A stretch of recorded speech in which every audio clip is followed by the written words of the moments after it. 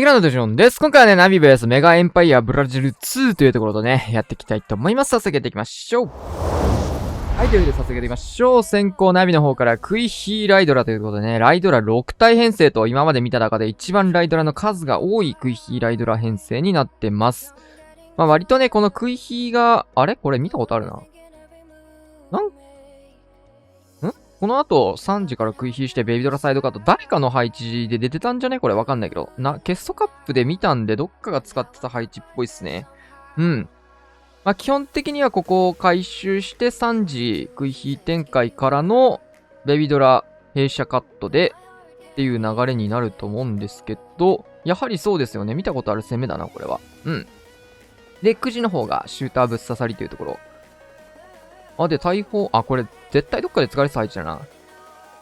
ちょっとどこか思い出せないんだけど、ワンチャンナビの配置まであるな。どこだったかなわかんねえや。対空砲の方もここでライドラスタートするような形になっていくかなというところ。はい、始まりましたね。ライドラの数が6体とね、普段よりも多めというところで、中心部のね、火力を上げているような状況になります。食い火の方にもレイジを置きつつ、ベビドラがやっぱりやってまいりましたね。タウンホールの方を固めてから、タウンホールにライドラ、いい誘導からの、ここはトームを一緒にちょっと貯めてから合わせていくことで、タウンバックも受けつつっていうところですが、フリーズ入れてね、トームをちゃんと合わせていくよりも、比較的安全に、タウンホールをケアするような使い方になりましたが、モノリスまではしっかり伸びていきつつ、援軍がね、これラバハウンドとかではなくて、インドラとスーパーガーゴイルっていうのが見えたのもあって、ライドラはそんなに延命する必要がなくなったっていうのも、クラン城のところまで伸ばす必要がないっていうところですね。ラバハンドとかだとね、クラン城まで飛ばす必要があるんですけども。最悪だ、それは。クイヒーの方が落ちていきまして、ロイヤルチャンピオンをクイーンに合わせる感じで、キングの仕事がほとんどできてないですね。リクスケにも反応して、これキングが仕事量としては超微妙すぎる。これがね、このダミー区画のね、強いところですね。ヒーローの前にこういうダミー区画を作って、こういう、キングのね、動きが悪くなっちゃうみたいな使い方がね、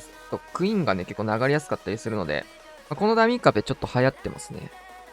何もないこの区画ね。さあ、このアタックは失敗になりつつ、クイヒーの方も伸びて、どこが良くなかったんだろう。クイヒーが死んでたのが以前と違う点だったと思うんで、キングサポートかけて12時の方回してクイーンへのサポートをしたりとか、どうだったんですかね。それが多分クイヒが生きる道だったんじゃないかなっていうところですが、シューターが残したね、この投石区画にキングをもともと入れるようなプランだったので、そういう使い方になったんじゃないかなと思います。さあ、対戦相手とツビズのラバルですが、もうバルーンだけでチェックしてポンと投げて、ポイズンタワーをね、突撃艦の体で受けたことによって、かなり奥の方まで進みましたね。これ、フォーミングとかがね、この手前とかにあった場合に、ポイズンタワーの上でね、ユニットが落っこちるので、なかなか危険な突撃艦ですね。ウォールブレーカーも使いつつ、奥の方まで飛ばしてっていう感じですが、かなり上振れた形かなと思います。上振れて、ガチ上振れたら、奥のマルチ IT とかまで折れそうでしたが、もともと、それぐらいの形だったと思いますね。アーチャークイーンの方で、アーチャーで時間を作って、端に寄せる時間を作ってから、ラバハンド処理と。今の2アーチャーによって、このアーチャータワーに撃たれないで、この援軍ラバーを処理することができるという形ですね。ポイズンあるので、このキングはそんなに焦る必要もなかったんじゃないかなと思いつつ、このね、パピー3体によってクイーンにダメージ、キングにダメージが入るわけなんですけど、このまま、伊豆島まで降り切ることができれば、クイーンの方は戻っていくと。内側入っていきつつ、ウォールブレーカーはないんですが、ジャンプが代わりに入ってるんですよね。どういうジャンプにするのか。左奥に飛ばしてくるのか、一回流してからタウンホールなのか。さあ、ここは、ロイヤルチャンピオンも使ってというところ。ジャンプ入りなのは結構珍しいですね。フィストも使いつつ、ジャンプ打つならね、多分ね、キングも巻き込んでね、この辺にジャンプ打ってよかったんじゃないかなっていうところですが、結構危険なジャンプですね、これは。モノリスにもターゲットを受けるので、ジャンプ打つぐらいならウォールブレーカー積んでパパってやってタウンラバルで始めた方が強かったんじゃないかなと思うんですけど、結局タウンラバルならね、ジャンプじゃなくてウォールブレッカーでやってもよかったんじゃないかなと思うシーンですね。ただラバストライカートームをかけていくようなタイミング。さあ、ストライカーの方走りますが、クイーンの位置が遠いので、ストライカーはかけても、トーム、切れますよね。ただ間に合わず。ただラバハウンド、待ってからバルーン出した方が当然良かったポイントにより、投石機のタゲがバルーンに入ってしまうというところで。ここもね、ちょっと早いですね。投石機のところまではしっかりバルーンがラバハウンドタンクしてくれたことによって届きつつ、パピーが多いので、これクイーン潰すことができるか、オールの攻撃もここで重なって入ります。クイーンの処理はできつつ、対空砲というところ。この対空砲に出すバルーンもね、早すぎたことによって、バルーンが延命できずというところだね。こういう細かいラバルのタイミングはね、やっぱり普段ね、ナビのメンバー、星さんとかね、クラウスのラバルを見てるので、こういう細かなところのミスっていうのはやっぱ気になりますね。ミスとも思ってない可能性があるんでね。はい、91%。突き詰めるとね、やってることって対空砲にバルーンを出す。ラバルが終わって近づいてきた時にっていうところで、タイミングの差がね、かなり大きな差にはなってるんですけども、そういった違いがね、やっぱり、やってることはなんか形から入ってることとしてはなんか同じように見えても、なんか全然別物っていうか、難しいよね。これが職人技というやつですよね。言葉で表すのは難しい。やってることは一緒なんですよ。対空砲、ラバが近づいたらバルーンを出すというところ。なんだけどタイミングがちょっと違うだけで大きく結果が変わるというところでね。本質を理解しないで形で真似をしようとするとこうなってしまうといういい例でしょうか。さあ、クイーンの方、あとベルナウですね。クイーンの方が今キングに捕まりかけたのでストライカーを足していきますが、ちょっと HP の方が負けてきてたので、ここはレイジも追加でやりつつ、援軍処理もね、ここの後重なってやっていくというところ。いいストライカールート入りましたね、今の。クイーンの方はクロークを自分で打った可能性あるかな、今。おでんぞうに捕まりながら援軍処理すると結局多分クローク吐かされるような感じにもなりそうだったしね。アイゴレも捕まって、これヒーラーがかかるんですよ。アイゴレが。っていうことを考えて、これは自分で打った可能性があるんですけど、インビジブルは、かけないんだ。キングを入れるようなリカバリにするか、突撃艦でのリカバリー。インビジブルタワーですね。あとは、インビジブルタワーに振りかけつつ、援軍の中身はバルーン。ね。確かにその方が楽ではあるか。呪文もまだたくさんあるしね。下からロイヤルチャンピオンを使いつつ、ここヒーラーがスイッチするのは悪くはない。さらばストライカー、一気のトーンと。空飛への、ちょっとあれがね、痛かったです。中心部レイジも起きつつ、ロイヤルチャンピオンにもレイジがかかって奥に振つつ。さあ、ラバハウンドしっかり対空砲のタゲを取ってからバルーンを刺すことで、この裏のね、対空砲へのバルーンの刺し方、これが理想ですね。ロイヤルチャンピオンにレイジインビジブルでもう残すよ、もう伸ばしに行くような形でやっていくしかないかな。キングの方はそうか、初手で使ってるわ、よく考えたら。何を言ってたんでしょうか、僕は。ただこれ結構伸びましたね。インビジブルも残ってて、テスラモリというところ、シングル IT がどうしても残ってるんでね、そことの当たり方を考えていくようなプランニングになってそうですね。次で能力使うかな。レイジを使って、結局能力使うんですよ、今のって。なので、能力使ってからのレイジ、インビジブルをこのイーグル付近でやった方が、レイジが乗って攻撃力増強した時に、確定数が HP 高いんで変わってくるのが、イーグル砲とかシングル IT とか、この辺 HP が高い方が割合ダメージとしては美味しい部分が大きいですよね。そういった意味でね、レイジを後付けで能力解放から入っていく方が、結果的には効率だったよねって感じだけど、それは外から見えることであって、プレイ中にね、しかも、リカバリでやんなきゃいけない中でね、それを判断するのは非常に難しいというところで。大してそんなにね、破壊率自体も数%しか変わんないとは思うんですが、82%。こういうね、どのゲームにおいてもそうですけど、上から見てる視点と実際にね、プレイでやってる視点だとどうしても変わってくるので、最適解をね、選び続けることができるかどうかっていうのはプレイヤーにとっては大事だけど、そりゃ難しいと。さあ、流行りの編成、ライドラなんですけど、ライトニング2発でエアスイーパーおるた。おー、そっちおるんだ。ハンガーから行くにもかかわらずみたいな。突撃艦裏から刺すみたいなことするの。いやいや、上からか。2時かなこれ2時いいんだ。なるほど。タウンホール側から行くライドラではなくて、2時側からライドラッシュをかましていくタイプの攻めですね。なのでどっちかっていうと、ライドラッシュをサポートするようなクイヒーライドラですね。何を言ってるか分かんないかもしれないけど。ライドラッシュにヒーラーついたみたいな感じになりますかね。ロケバルもすごい使われ方だ。ロケバルがぴょんぴょんぴょんぴょんと飛びつつ、突撃艦を添えてというところ。ちょっと微妙かな。ヒーローパート、キングの方がこれ出す必要はなかったかなというところ。フリーズ一応タウンホールもかけれるポイント外していきつつ、そんなにいけなかったですね。イエティというところで。第1クロスまで降り切って。モノリスそれ突破したいので、レイジ中にライドラが突破できるかというところ、おでんもしっかり追ってくれました。クイヒーだけで見てキングはいいタイミングで出してあげるっていうのはね、よく感じだったと思うんですけど、第1クロスとかも気になって早めに出した感じだったのかな。ロイヤルチャンピオンに今回はフェニックスがついてますね。キングに役というところで、ちょっとヒーローペットも、オーソドックスな形からは外れるようなイメージで、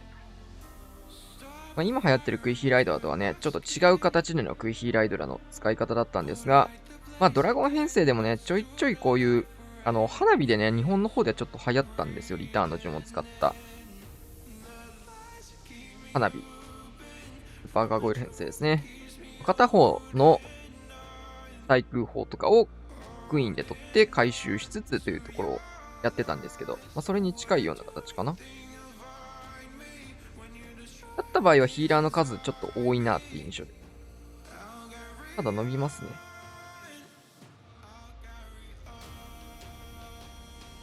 この終盤の伸びがね、ヒーラーの数が多いところと、キングを犠牲にした結果っていうところだと思います。最終的にはこの4時ですね。この配置はあれか。トライハードが 98% になった最後の配置ですね。残り方に見覚えがあるのはここの部分ですね。このマルチ IT 区画のところがね、最後、クロックを打ってって飛ばして時間間に合うかみたいな感じで終わったところだったんですけど、破壊率自体はまあまあ伸びていって89% と、やはり下のこういう部分が残りがちですね、この配置。さあ、カズマくん、61天才のエレクトロタイタン編成ですね。ファウン付近が配置巻き込んでみたいな感じなのか、それとも逆サイドって感じですか。オールにはここの辺、バリューだけで言ったらここが一番美味しそう。内側ですね。第1クロスとマルチ IT というところでした。ルート作りのためにね。たまにさ、今の話もそうなんだけど、どこ、なんか、トツビズとかトツアチャとか、なんか何でもそうなんだけど、転載するバリューが一番大きいところに打つ。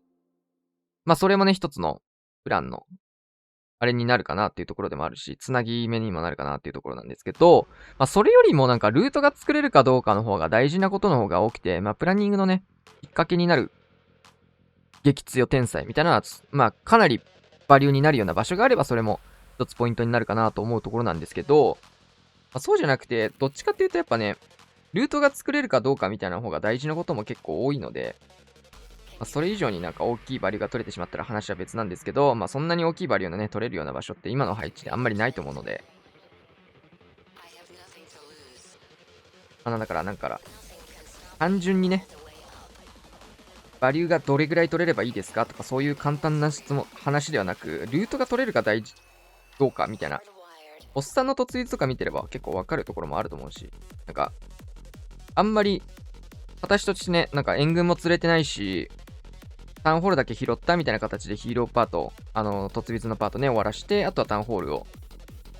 削ってあるので、そこを軸に、スーサイドパートで、スーサイドパートの方で伸ばして、なんか、挽回していくみたいな形。挽回ってわけではないけど、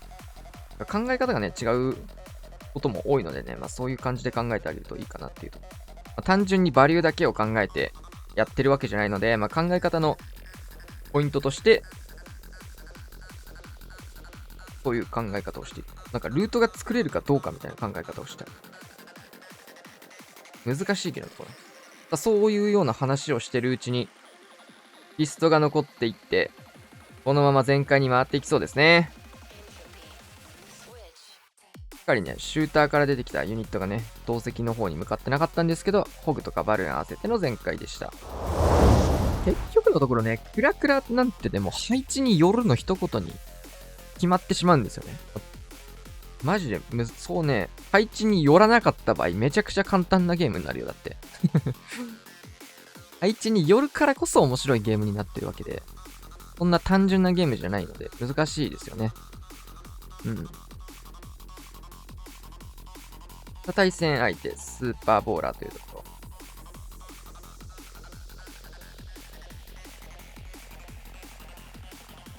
ろ。突撃艦セットしてるので、本体に混ぜて突撃艦をタウンホールの方に飛ばすような使い方になるのか、それとも単独でどっかポンと投げてくるのか。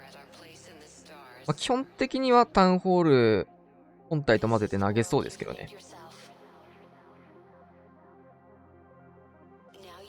さあ、クイーンに引っ張ってスタート。ただ、それがいったところで伸びるかどうかまた別問題ですけどね。スーパーボーラー、やっていきつつ、やはり本体と混ぜるような形でやってきました。援軍はスーパーガーゴイル編成、タウンホールのホームで突撃艦は届きつつ、ただ突撃艦の方が、インビジブルと、スニゴブからのイエティかな。インビジブルタワーが、これは、発動してしまったことによってタウンホールを破壊する時間がかかってますが、どうでしょうか。イエティの方は届きまして、タウンホールは時間がかかったけど突破できた。ただ、その分ね、タウンホールからの横打ちを受けたので、ユニットの方はだいぶ溶けてますね。キングロイちゃんを上のマルチ IT のところから始めてるんですけど、テスラスケルトンによってだいぶ伸びが縮こまっている。マルチ IT2 本がクイーンが触れるような感じですが、元々のプランとしてはキングロイちゃんでこのマルチ IT まで飛ばしてるというね、そういうプランニングだったように見えるので、これは結構苦しいかな。下側の対地クロスが2本残っていってというところ。この突撃艦をかましたプランだとね、絶対に対地クロスがね、残るんでね。上振れた場合のみ落とせるんですけど、タウン周りってね、罠とかトルネードとかもあったりするポイントだし、インビジブルタワーがね、かかってるポイントでもあったので、そういったリスクがあるというところで、あんまり選ばれなさそうなプランをしたなという印象です。はい、結構、運に左右されるところが多いプランということですね。そういったプランは、好まれないですね。運ゲー、こういった運に任せるようなプレイは、あんまりプロはしないよというところ。ここはスケルトン対策に対して、ポイズンを先打ちすることで、リクスケ出てきても、もしかしたら、世界大会で使われた配置なので、リクスケの位置まで把握されてるかもしれないですね。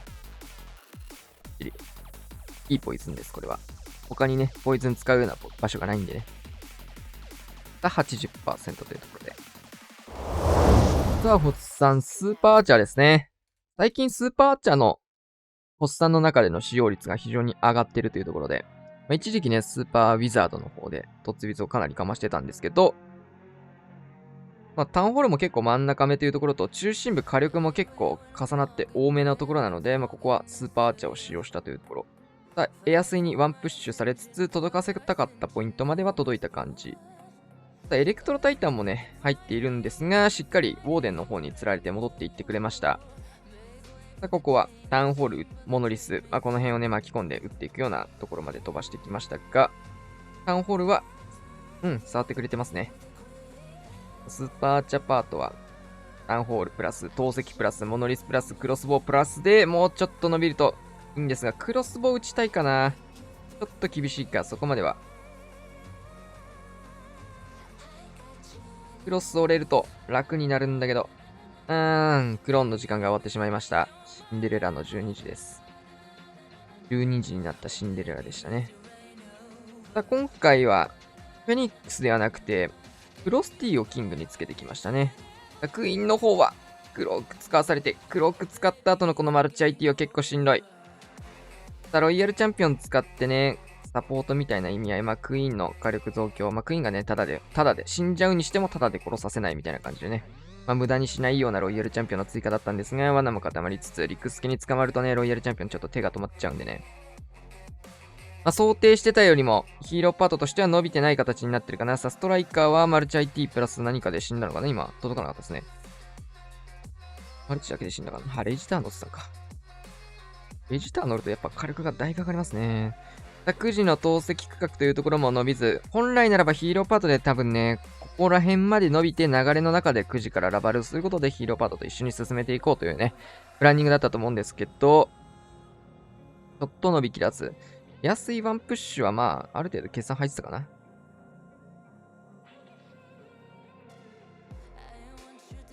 さあ、ラバが弾けたタイミング、いいタイミングでのバルーンですね。この辺のバルーンの刺し方とかね、さすがですね。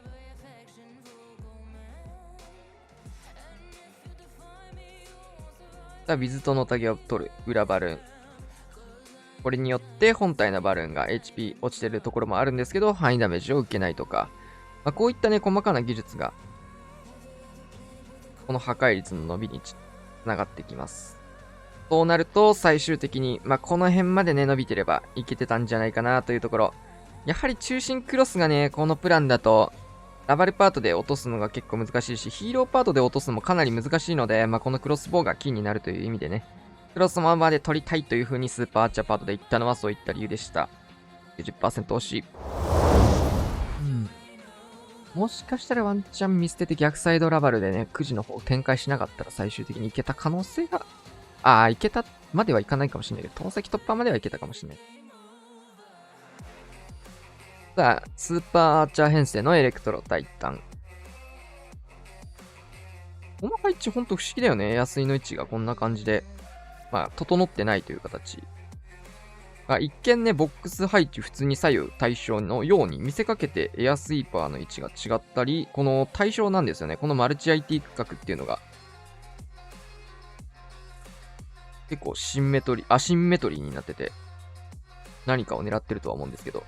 さあ、まずはウォーデンを使いつつの突撃艦です。さあ、援軍にね、ターゲットが入らないように9時の方に釣りつつ、タウンホールプラスで真ん中モノリスだったり、その辺をね、突破していきたいというところ。2枚目のレイジを置いて、黒2発型とはね、違って、レイジを2枚使って常にレイジがかかってるようなスーパーチャーを使っていくというところ。その分クローンが1枚しかないので、一瞬の瞬間火力としては、クローン2枚型には劣るというところなんですけど、確実性というか、ある程度、時間は使っちゃうし、伸びとしても、上振れた時ほどのあれではないんですけど、ある程度のあれでね、抑えた。優先する。確実に仕事をしてほしいみたいな。1枚編成です。ウォールブレイカーはこれ、ウィズ島のところワン狙ってたような気もするんですが、もう一回出し直すか。ロイヤルチャンピオン追加した。自分がないんだよね。いいストライカーになりそう、それは。クイーンの方、これ、いいストライカーですね、これは。キングとロイヤルチャンピオン、クイーンが合流して、3ヒーロー、この辺でね、できるだけ伸ばしたいというところ、ウォーデンを使っているので、ロイヤルチャンピオンがちょっと一人で走っていってしまったので、レイジタワーに乗ったロイヤルチャンピオンにボコられると。クイーンはこれを壁殴ってますね。ちょっと苦しいな。このロイちゃん強いな。スタフェニックスになったタイミングでターゲットが変わるので、ここのストライカーのタイミングも難しいよね。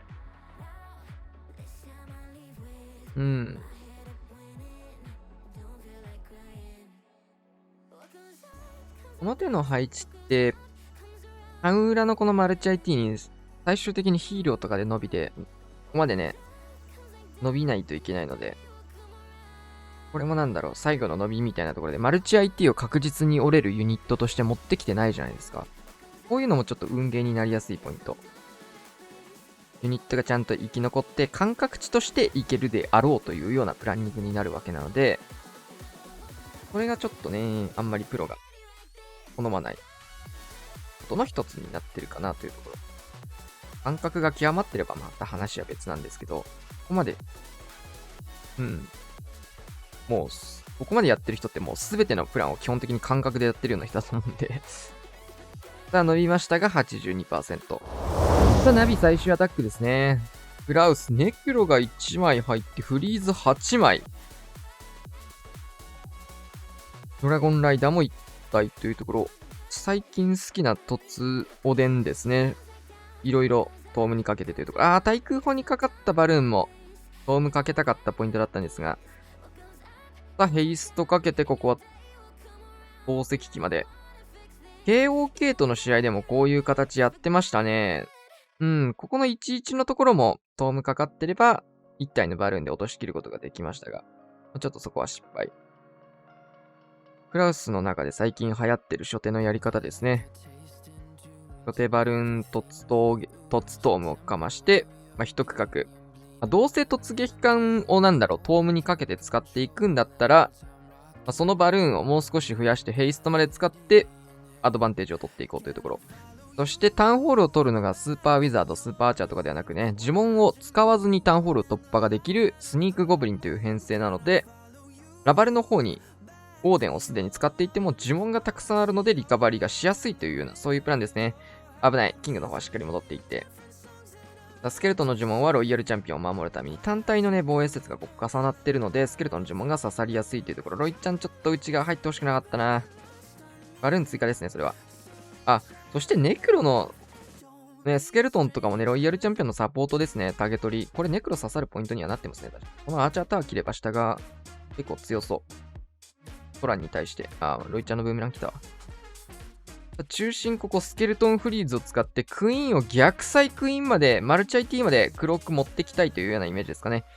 クローク使ってからのインビジブルになるかな、これは。インブは構えてそう。構えてますね。ターン、クイーンの方まで拾いつつ、マルチまで伸びたい。モノリス。なんてやつだ、お前は。さあ、ドラゴンライダーは、これ、投石のケアですね。ランニングとしてすごい面白いんですけど。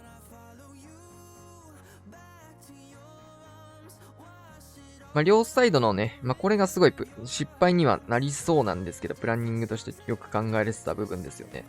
ちょっと伸びないんですけど、両サイドの投石は初手のトームとドラゴンライダーでしっかり伸ばしていって、クイーンで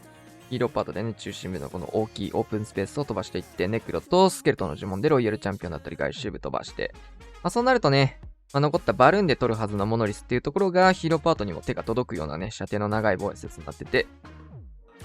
を突破することができなかったっていうところと、バルーンパートが多分想定より伸びなかったことによって投石がね、ドラゴンライダー短期で突っ込むことになり、ライダーも伸びなかった。ヒーローパートもちょっと伸びなかったというところで、少しそこがプランと崩れた部分でしたからね。さあ、82%。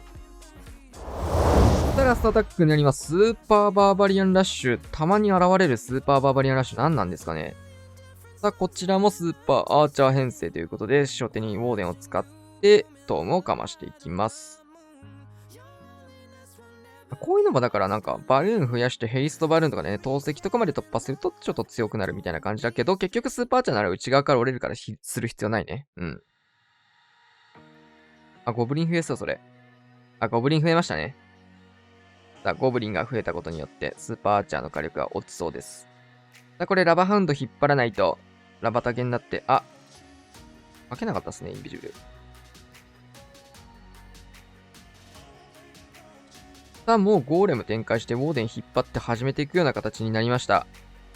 マルチ IT のね、ターゲットを受けてしまうんですけど、そっか、スーパーバーバリアンなのか。何が狙いなんですかね、このスーパーバーバリアンというところは。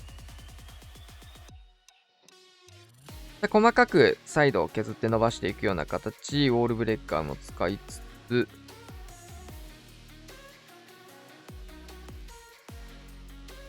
どっちなんだろうな。これ真面目にやってるのか、ネタとして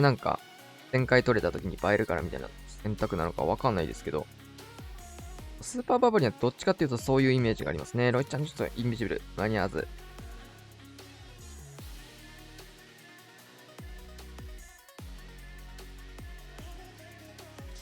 これもだからこのマルチ IT って何でおるのって考えたときに答えられます？そうだね。プランニングの時にこれ何で壊すプランですかって聞いて答えられるのはいいプランですね。スーパーアーチャー伸びないと最終的にキングマルチと当たっていかなきゃいけなくて、この編成の場合ってヒーローパートがここまで伸びる。しか回答策ないんですよね。スーパーバーバリアンでマルチ IT とキングを潰しますなんて、この場合だってエリクサータンクがこんなにね、たくさんあるわけで、非現実的なプランニングなわけじゃないですか。だからそういうプランを、考えるときになんかそういうことを意識するといいポイント。なんか論理的に理由が何かやっぱ欲しいですね。多分、クラクラだけじゃなくてなんか何でもそうなんだけど、思考として。なんでそうなったか、なんでそれをやったのっていうところに回答策があるかないか。ただ出した。じゃあそれはなんか、そりゃ、伸びなくても当然。考えた結果の、それでなんか、やれるといいですね。この辺はね、言語能力が今ちょっと頭働いてないのかな。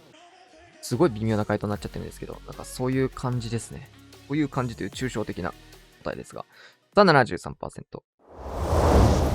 いうわけでね、終了いたしまして、11対10と、破壊率の方で、星数の方で、ちょっとずつリードというところでした。やっぱり最近の対戦見てるスーパーアーチャーの数がほんのり増えてるねっていうイメージですね。今回の対戦の方では、カズマくんのエレクトロタイタン編成での前回1本のみというところだったんですが、ナビ以外の対戦だとね、よくこういう11点とか10点とか普通にあるようなスコア。ナビの方でもちょっとずつね、最近14点というところが多く続いてたので、最近だとちょっと少ない点数に抑えられた形にはなるんですけども、こういった試合になっても防衛できるかどうかでね、やっぱ変わってくるので、防衛配置の重要性、ケソカップの方でもね、防衛が輝いての勝利というところで、そういうところの差も大きくあるのかなと思います。はい。というわけで今回はこんな感じで終わりたいと思います。チャンネル登録、高評価、お願いします。それでは、